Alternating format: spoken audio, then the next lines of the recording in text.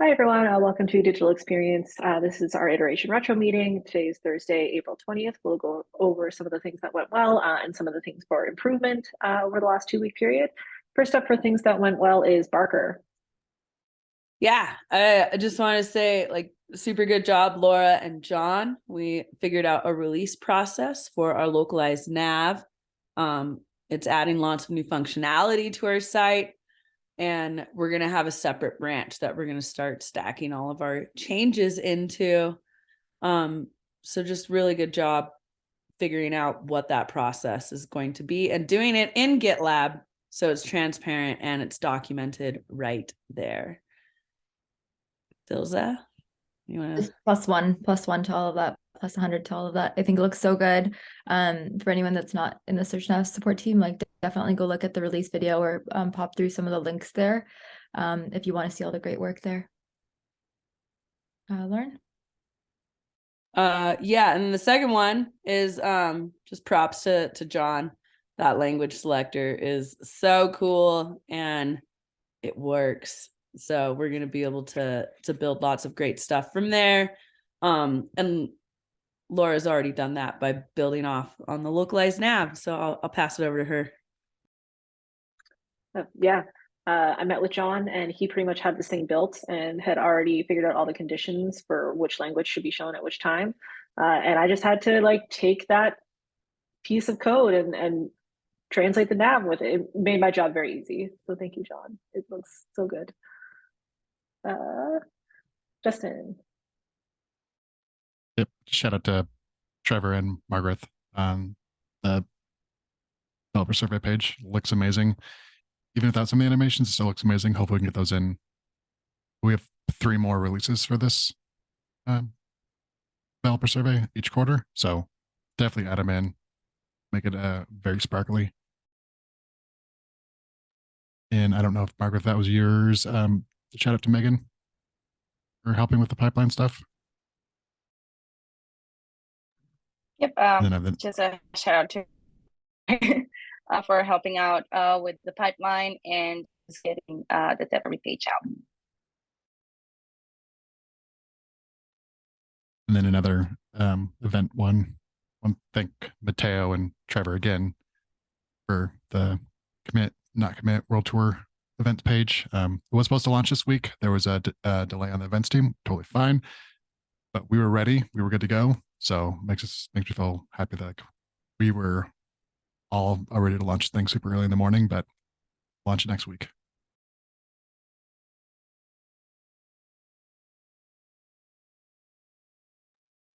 Yeah, I have the first one up for things to improve on. And I put this up before I realized Barker made an issue. This is just related to the memory leak stuff related to the survey page. Barker linked the issue there, so please go take a look if you're not familiar. If you're experiencing issues with MR builds, I think Laura found a way around it for now until we can find the root cause. But yeah, just wanted to bring that up if anyone wanted to tag on that.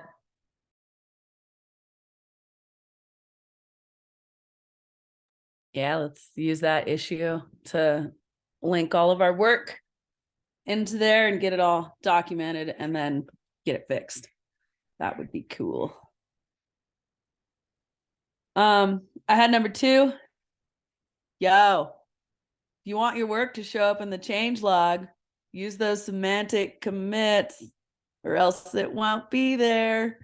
So I've been seeing a ton of MRs go through and I'm having to add them.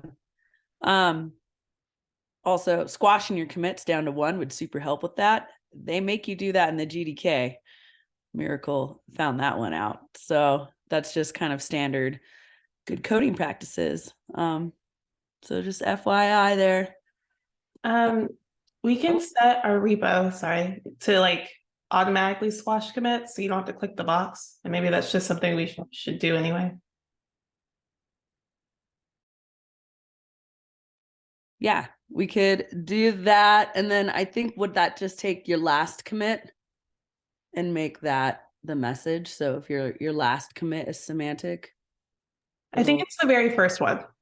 That would be something to figure out. Let's make that an action item.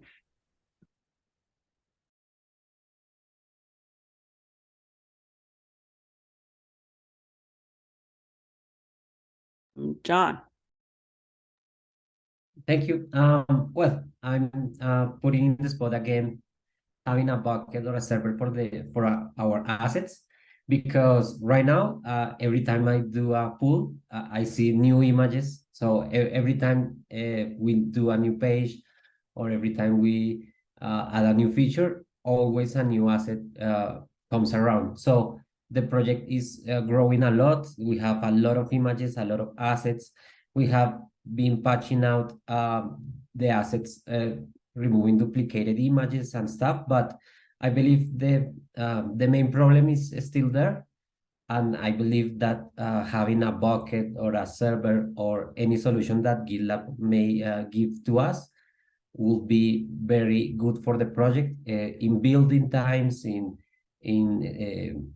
allocation space, and everything. Maybe if we remove all those images and move them to a server, our project will be faster to build, and maybe will be more performant when moving it to production. So I just wanted to put again in the spot this topic, because as our localization will have different assets for each language, it will grow a lot. So maybe if we prevent that before happening, will be really awesome. That's it for me. That's what is Justin. Piggyback on that just a little bit. CMS might help to resolve some of that if the CMS does have like a cloud dam that we could upload all of our images to, that would help to resolve that.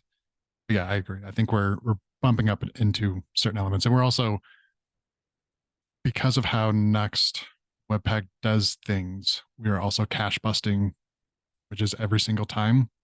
So it actually reduces, I mean, it causes every user to like re-download all the images that are going to cache them on their computer. It does also hit our performance scores every single time we hit a build. Something like that we could think about too. Like, do those need to stay within like the next build process, or do they live outside of that and we're just calling to those? Might be another way for performance that we could help with. This next one is kind of from Dennis. Just wanted a shout out to make sure that we, when we're adding forms to our page, that we keep that push in mind so it can be tracked in the data layer correctly. That's pretty much it. It was related to the developer survey. So just something that we could keep in mind. You just want me to like call it out, and it's retro. We had a couple pages push this iteration for localization that have forms on them, sales and free trial, and then also some forms on the newly migrated company pages. So if you did that, can you go and check that those Marketo forms have that push? That would be great. For the company ones, I don't see like thing to pass it in the documentation. I mean, there's no company pages there, so maybe we should ask Dennis what we need to push.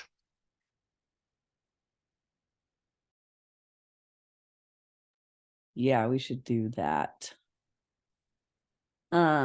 Let's do an action item 1 to ensure localized Marketo forms are pushing the right data. And then we can just do the company pages in that one also, and kind of just pass that over to Dennis to look into.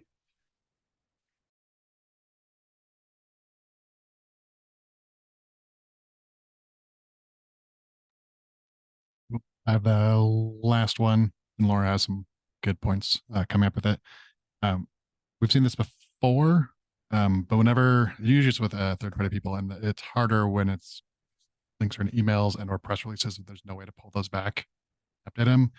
But when someone links to any page, even our pages, like the platform page that has that features component, that query parameters that then you can like, you know, deep link to a specific stage of the process. We don't have a trailing slash, it breaks the JavaScript on the site.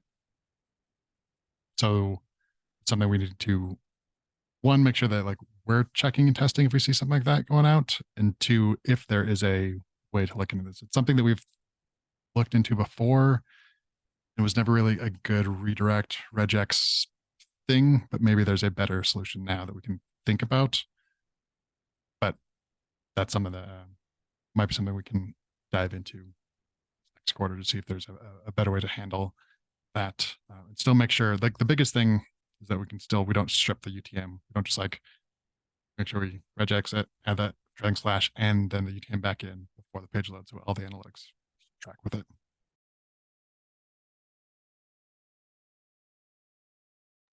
Laura?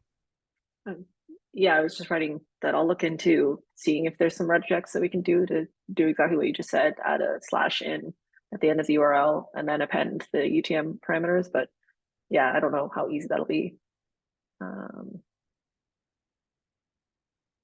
Maybe Lauren still typing in. This is just an off the cuff thought, but is that trailing slash standard for websites? I know it's needed for SEO. That's why I added the trailing slash equals true, was because Hannah, I think Hannah said to add it. So. Yeah. Like, really, it's a weird bug too, because the page works, like Nux routes work without the trailing slash in the UTM code, but yet JavaScript won't run. And whether there's some bug within the code itself that is not allowing the JavaScript to run, or if it's something else that's like blocking it, like that's where we're running into like the bigger issue. Like, do that, like maybe there's a two ways to think about this. Do we fix the bug so you don't need the trailing slash if it doesn't and it won't break anything, or figure out a way to like append that to the URL so it finds it?